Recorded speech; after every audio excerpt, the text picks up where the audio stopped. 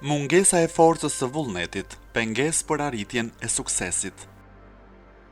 Me një vullnet të dobët, jeta e njeriut në aspekte të ndryshme mund të dështoj. Fatkeqësitë shumë fishohen si rezultati një vullneti të plogësht, por asgjënit nuk mund të sjellin një vullnet të fuqishëm. Çfarë vlere ka nëse njeriu zotëron talent, por nuk është në gjendje ta përdorë atë për të arritur qëllimet e tij? Dijet dhe të mësuarit janë të pavlera kur dikush nuk di të përdor këto pasuri në mënyrë frytëdhënëse për arritjen e qëllimeve. Mendoni se si do të ishte gjendja e njeriut nëse atij do t'i hiqej aftësia e vullnetit dhe e vendosmërisë. Si do të ishte gjendja e botës dhe çfarë rezultatesh do të arriheshin me ligjin e evolucionit dhe të progresit? Një studim i historisë zbulon faktin se kryesisht të gjitha zbulimet e njerëzimit kanë qenë rezultati i njeriu të vendosur, i cili ka kapërcyer të gjitha vështirësitë në rrugën e tij nëpërmjet këmbguljes dhe vendosmërisë, me anë të cilave ai mund të arrijë fitore të shkëlqyera. Problemet dhe vështirësitë janë të detyruara të zhduken përpara aftësive gjeniale dhe vendosmërisë së dikujt që nuk e njeh dështimin. Kur Napoleoni donte të dërgonte forcat e tij të armatosura me armatime të rënda nëpërmjet shtegut të rrezikshëm dhe të vështirë të Shën Bernardit, ai u konsultua me specialistët e tij ushtarak. Ai pyeti nëse ishte e mundur ta kalonin shtegun. Specialistët u menduan thellë dhe u përgjigjen me mëdyshje se mund të kishte shumë pak shanse për ta kapërcyer shtegun. Sapo dëgjoi thënjet e tyre, Napoleoni mori një vendim të fortë dhe me një vendosmëri të madhe dhe pa humbur kohë, ai dha urdhër që të ecnin përpara. Anglia dhe Austria e konsideruan vendimin e marrë nga ky general i fuqishëm si një marrëzi dhe një veprim i shkujdesur, pasi për ata duke e pamundur kapërcimi i Alpeve me të gjitha ato pajisje, artileri të rëndë dhe 6.000 ushtar.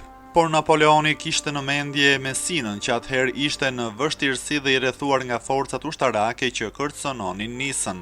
Kur ky operacion i rrezikshëm dhe i vështirë u krye me sukses dhe Napoleoni kaloi Alpet me armatën e tij, disa thanë se ajo që kishte bërë nuk ishte as pak një detyrë e vështirë. Të tjerë menduan se nëse do të kishin bërë të njëjtën gjë përpara Napoleonit, do të kishin pasur të njëjtin sukses. Shumë komandantë ushtarak kishin aftësitë dhe forcën e mjaftueshme si Napoleoni për të kryer një operacion të tillë ushtarak.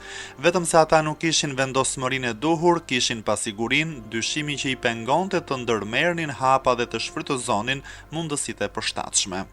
Në vend që të përparonin, ata u tërhoqën ndërsa Napoleoni, ky general i madh francez me vendimet e tij të forta dhe lëvizjet e shpejta, kori fitore të mëdha që habitën dhe mrekulluan të gjithë botën.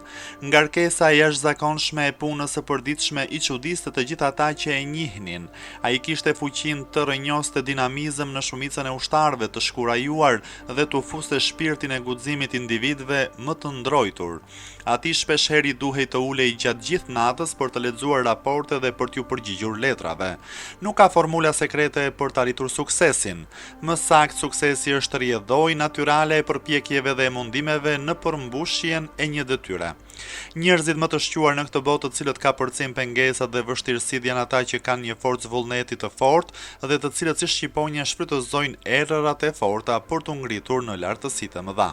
Për këta tipa individësh të cilët kanë iniciativën, asnjë vështirësi nuk mund të shkaktojë mendime që të braktisin vendimet e tyre. Prandaj ata e konsiderojnë dështimin si një trampolin drejt fitores.